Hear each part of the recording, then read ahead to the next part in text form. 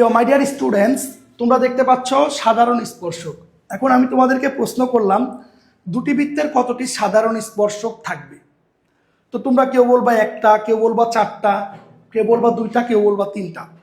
তো আমি যদি বলি তোমরা যে একটা বলছে তার উত্তরও সঠিক, যে দুইটা বলছে তার উত্তরও সঠিক, যে তিনটা বলছে তার উত্তরও সঠিক, যে চারটা বলছে তার উত্তরও সঠিক। তো তাইলে এখন ব্যাপারটা তোমাদের মধ্যে মিশ্র প্রতিক্রিয়া সৃষ্টি করবে, কিভাবে সম্ভব? আচ্ছা, দুটি বৃত্তর কতটি সাধারণ স্পর্শক থাকবে এটা নির্ভর করবে আসলে দুটি বৃত্ত কিভাবে আছে তার উপরে। যদি দুটি বৃত্ত এরকম বিচ্ছিন্ন অবস্থায় থাকে, দুটি বৃত্ত যদি বিচ্ছিন্ন অবস্থায় থাকে, তাদের মধ্যে দেখো এই যে একটা সাধারণ স্পর্শক, এই যে একটা সাধারণ স্পর্শক, এই যে একটা সাধারণ স্পর্শক, এই যে একটা সাধারণ স্পর্শক। অর্থাৎ দুটি বৃত্ত বিচ্ছিন্ন অবস্থায় থাকলে, বিচ্ছিন্ন অবস্থায় থাকলে চারটি। তাহলে দুটি বৃত্ত যদি বিচ্ছিন্ন অবস্থায় থাকে তাহলে সাধারণ স্পর্শক কয়টি থাকবে? চারটি থাকবে। তো দুটি বৃত্ত যদি বিচ্ছিন্ন অবস্থায় না থাকে তাহলে কয়টি স্পর্শক থাকবে? চিন্তা করো, দুটি বৃত্ত যদি এরকম ছেদ করে থাকে,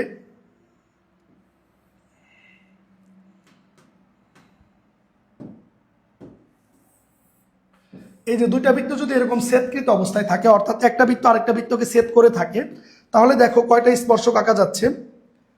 তাহলে এই যে একটা স্পর্শক, এই যে একটা স্পর্শক, অর্থাৎ দুটি বৃত্ত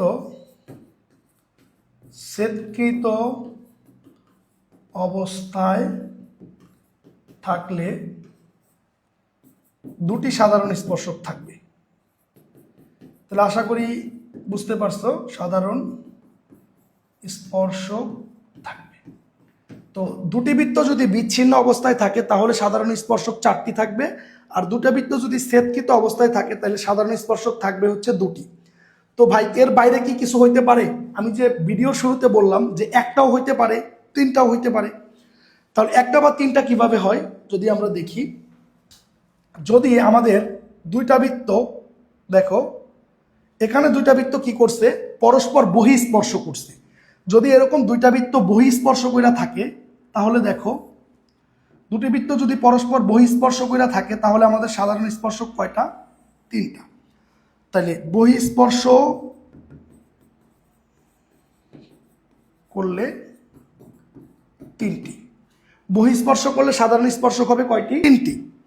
তো এখন যদি আমরা একটি কিভাবে সম্ভব আমরা চিন্তা করি, এই যে একটা বৃত্ত আমাদের, তো এখানে যদি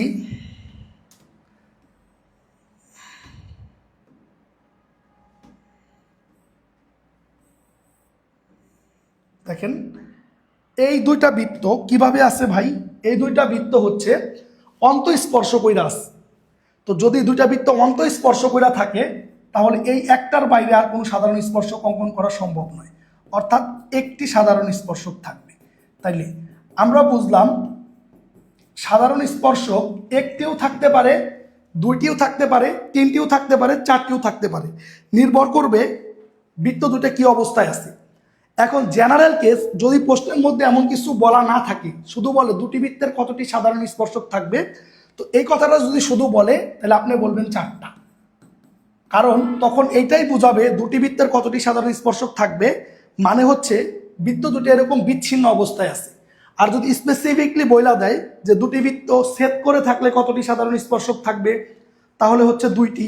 আর যদি বলে দুইটা বৃত্ত যদি অন্তঃস্পর্শ করে থাকে তাহলে কয়টি সাধারণ স্পর্শক থাকবে? একটি। আর দুইটা বৃত্ত যদি বহিঃস্পর্শ করে তাহলে সাধারণ স্পর্শক কয়টি থাকবে? দুটি। আশা করি সকলে বুঝতে পেরেছ। তো এই সাধারণ স্পর্শক সংক্রান্ত আলোচনা থেকে একটি প্রশ্ন ম্যাক্সিমাম সময়ই থাকবে।